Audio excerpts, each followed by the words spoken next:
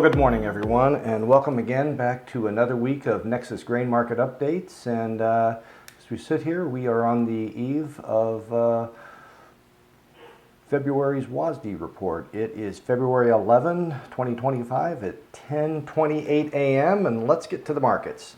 Right now, old crop corn is up 4 pennies. It puts us at 461 to 464 across the Nexus markets. New crop corn following in suit, it's up 2 pennies. That puts me at 438 across the Nexus markets. Old crop soybeans are up 6.5 cents. I'm 986 across the various terminals at Nexus. And new crop beans are up 6 3/4, 994 to 999. Right now that compares to about the same price as last week with soybeans, and we're a little bit higher than last week for corn. So not a lot of what I would call real movement. I do wanted to touch base of what to expect here in about 30 minutes.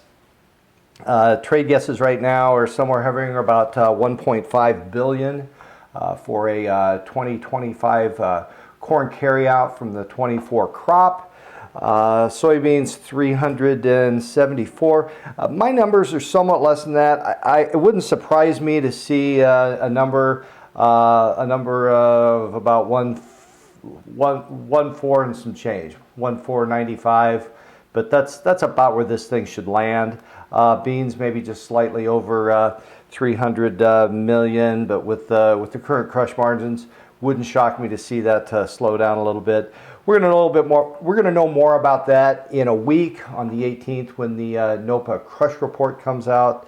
That's going to give us a real good idea of how we are tracking with our domestic use of soybeans.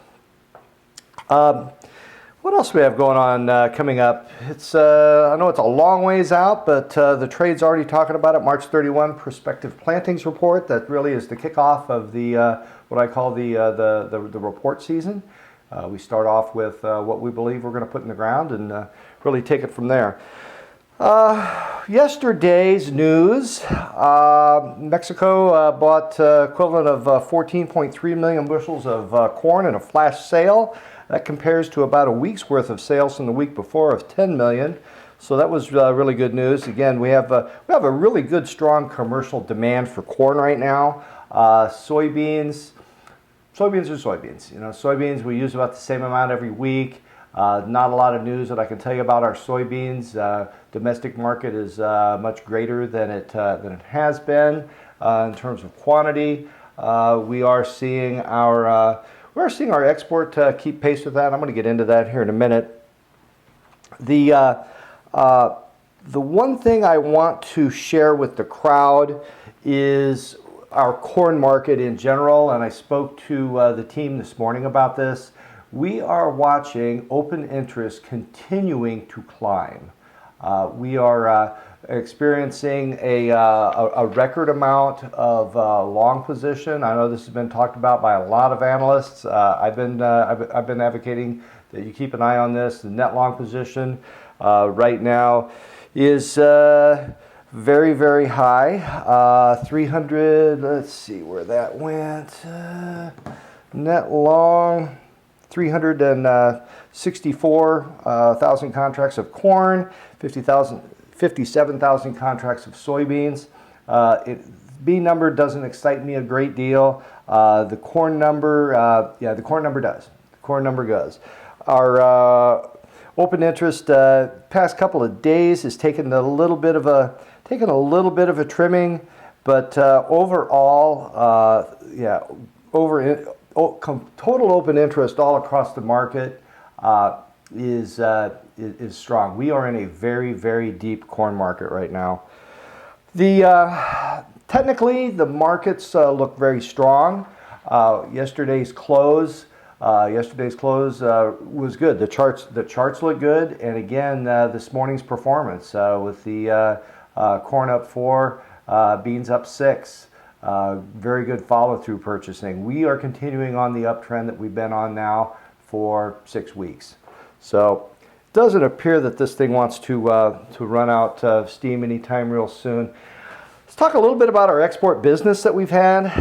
And again, last week, export sales report was published. Again, these are net sales, netted out of sales and maybe just tiny bit of cancellations. Corn number 58.2, that's right at the top of the range. Soybean number 14.2, that's at the bottom of the range. I'm not too concerned about that. Really, the big takeaway. There's two takeaways with this whole stack of paper that I have in front of me. The first one is that corn is ahead of pace by 7%, our sales numbers. Soybeans ahead of pace by 4%. Let's go back to about 6 or 7 months ago when we were sitting at the edge of our chair waiting on new crop sales to come along. And when are we going to see these sales show up? And are we ever going to see any sales? There was so much worry, there was so much anxiety that we were not going to see any new crop sales. And look at this right now. We're tracking way ahead of pace. Good news. The other thing I do want to mention, and I mentioned China last week, and you know, you have two players. When I look at our total corn sales, again, Mexico number 1, Japan number 2, unknown is number 3. The unknown participant is virtually the same size as Japan. I was talking to a person this morning about an era where we did not have such reporting. Again, the classic example, this goes right back to the textbooks of what occurred in the early 70s when the United States really was kind of asleep. A lot of grain got sold out of this country. We didn't know it was even happening until it happened. Do a lot better job keeping an eye on things. But where I'm really going with this is that if the number 3 player, which is undefined right now, at least unidentified, tonnage is identified, that takes, if that could happen to be Mexico, that puts Mexico at about 900 million bushels of corn. If it's Mexico, that absolutely dwarfs Japan at 250. So again, that was my point to that, is just how large this customer is or potentially is. And could be China, could be Mexico. But if it's Mexico, that's the number. And yeah, I'll use the word tariff. I don't really see that really playing into things today in the ag market. Export inspections, again, that's what left the country. That's a big number too. 52.5, right there under the top of the average estimate of 39.4 to 55.1. Soybeans, another really strong number, 38.3 million bushels. Top of the range there was 45.9 for a guess. And yeah, our inspections leaving the country, corn we're tracking 8% over pace for what's actually been packaged up and inspected to leave the country. Talk a little bit about South America. That kind of has hit the back burner, and this time of year, that's usually our headlines. I like to look at our NDVI scores. Today, we're going to see some actual published numbers of production estimates, and that's fine and dandy to look at the numbers.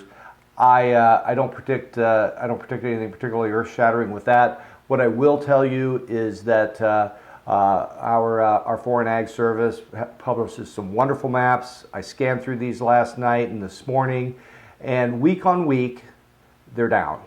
The plant health of both Argentina and Brazil is lower than it was a week ago. That doesn't tell us much about the safrinha corn crop that's going in right now. We know that it's going to be a big one, but that's a ways off.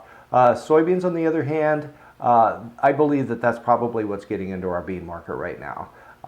We have seen some degradation in South American bean crop. One of the things I want to leave you with is we are having a series of events. Again, I've been bringing this up.